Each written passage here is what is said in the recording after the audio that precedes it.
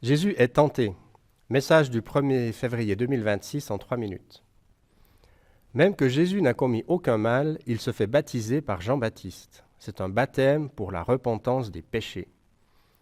C'est un signe de plus que Jésus veut nous rejoindre dans notre humanité. Il a fait comme les hommes. Juste après ce baptême, Jésus est conduit par l'Esprit dans le désert. Il y restera 40 jours. Il en reviendra revêtu de la puissance de l'Esprit. Qu'est-il arrivé pour passer de être conduit par l'Esprit à revêtu de la puissance de l'Esprit?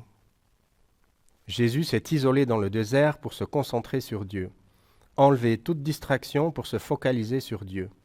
Il se prive de nourriture, il a faim, mais développe sa musculature spirituelle. Le jeûne et la prière étaient des pratiques au temps de Jésus et le sont encore aujourd'hui. Le jeûne et la prière nous musclent spirituellement. Quand le diable vient le tenter après 40 jours, il est prêt à lui résister. Physiquement, il est faible. Spirituellement, il est fort. Le diable le défie en lui rappelant que « Ah, si tu es le Fils de Dieu, alors ordonne à ces pierres de se changer en pain, tu as donc faim. » Et aussi, tu pourrais te jeter en bas du temple. De toute façon, rien ne t'arrivera puisque Dieu a promis de te protéger. Jésus répond en citant des paroles de la Bible. Il dit, « Il est écrit, l'homme ne vivra pas de pain seulement, mais de toute parole qui sort de la bouche de Dieu. » Ensuite, Jésus dit encore, « Il est aussi écrit, tu n'entendras pas le Seigneur ton Dieu. » Jésus se met sous l'autorité de la parole de Dieu. Finalement, le diable lui promet de lui donner les royaumes du monde et leur gloire. Juste ça.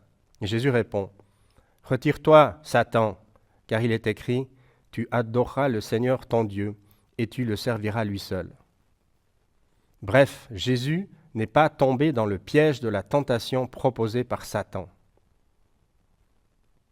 Il l'a vaincu. Après sa mort et sa résurrection, Jésus a été glorifié et aujourd'hui, il se tient auprès du Père. Hébreux 4,15 nous dit « Car nous n'avons pas un souverain sacrificateur qui ne puisse compatir à nos faiblesses. Au contraire, il a été tenté comme nous en toutes choses, sans commettre de péché. » Le souverain sacrificateur, c'est le médiateur entre Dieu et les hommes. Prière. Jésus, tu es un guide qui connaît ma nature humaine et le terrain sur lequel j'avance aujourd'hui. À ta suite, tu me rends capable d'identifier et de résister aux tentations. Conduis-moi et remplis-moi de ton esprit.